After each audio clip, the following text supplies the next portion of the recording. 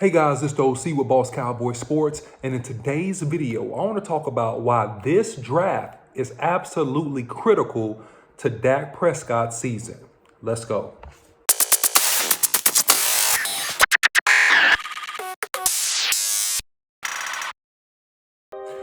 All right, guys, listen. Before I get into the content, don't forget to like, share, and subscribe Boss Cowboy Sports.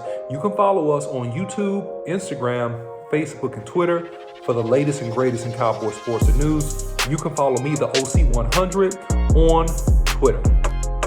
All right, there are several reasons that I'm going to cover why this draft is absolutely critical to Dak Prescott's season and why it could end up being critical for his long-term career with the Cowboys.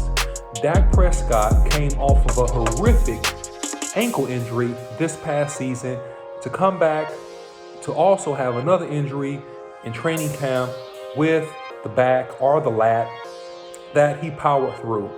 Dak Prescott had some really great moments in this season and also had some things that we thought, hey, Dak could be better in this situation. So, with the trade of Amari Cooper, taking away our number one receiver, with the injury to Michael Gallup and the uncertainty of the timetable of his return, and also with the issues that we've had at the left guard position and the left tackle position in terms of health, this draft is extremely critical to the success of Dak Prescott. In my opinion, the three main area of needs would be offensive line, guard, and or tackle, because we need a starting left guard, but we also need depth at the tackle position because of the injury history of Tyron Smith.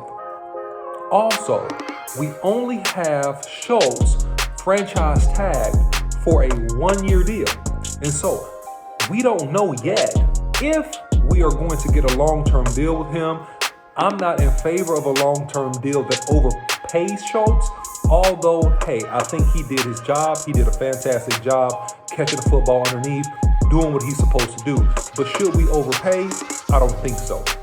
Also, we signed James Washington from Pittsburgh, which is really a number 2 to 3 receiver. CeeDee Lamb is now our number 1 receiver. We re-signed Noah Brown.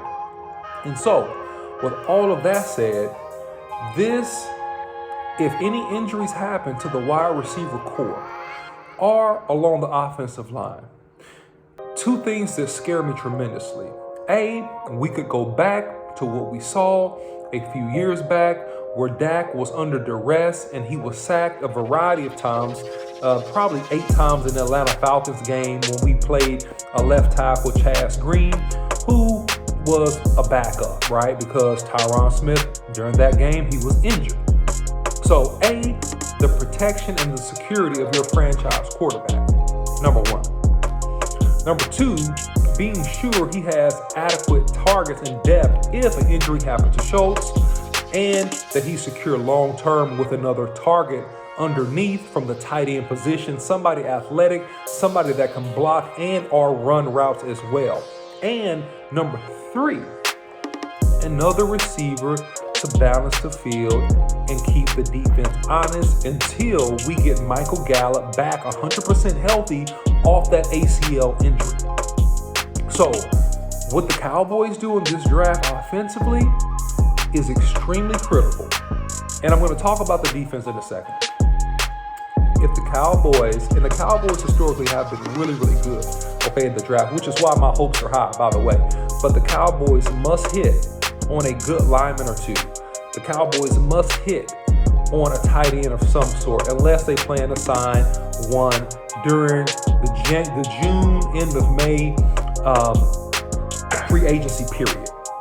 Okay, the Cowboys must hit on getting another receiver that can challenge the defense and contribute, because we will not have Michael Gallup the first part of the season. I don't care what you heard, guys. I'm going to go on record and say it. He's not going to be 100% ready to contribute the first part of the season. It's highly unlikely because of the nature of his injury. All right. So these things must take place. These things must happen, because if they don't, oh my goodness, if they don't, we get a unfair and biased cascade of blame on Dak Prescott. The media, the pundits, anybody you can think of will slaughter and pile on Dak Prescott for anything that's wrong with the offense, even things that are not his fault. So, he had his first year with the big contract. This is year number 2. Everybody's expecting and looking for Dak to come back and have a fantastic year.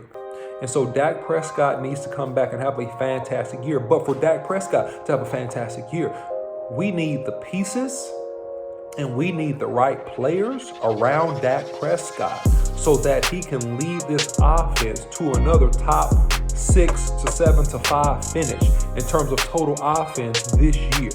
All right.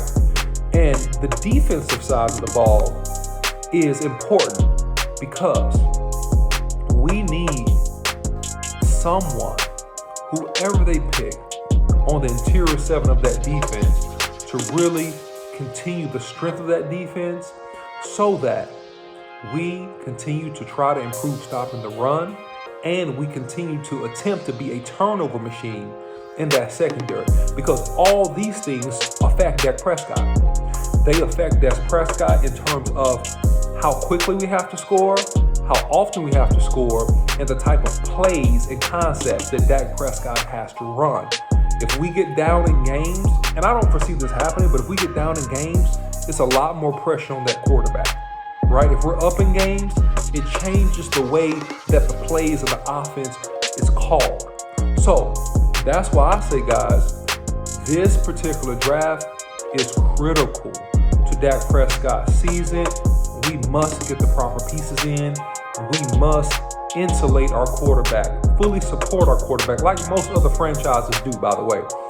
Fully insulate him with all the weapons, tools, and especially that offensive line that can take pressure off Dak Prescott. Because if we can effectively run the football, that takes immense pressure off of Dak Prescott, and it makes the game slower and a lot easier for Dak Prescott. Is Dak capable of putting the team on his shoulders and marching down the field and throwing 40 or 50 passes? Yes, he absolutely is. Do we want Dak Prescott to have to do that week in and week out for us to win football games? No, we absolutely don't. So, again, guys, I think this is critical. This is critical because if it goes good, Dak won't get enough credit, in my opinion. If it goes bad, he'll get most of the blame as the leader of this team, of America's team, and as the quarterback for the Dallas Cowboys. So if you like content like this, guys, like, share, and subscribe. Follow Boss Cowboy Sports on YouTube, Instagram, Facebook, and Twitter. Follow me, the OC100, on Twitter. All right? So until next time, guys, we'll see you.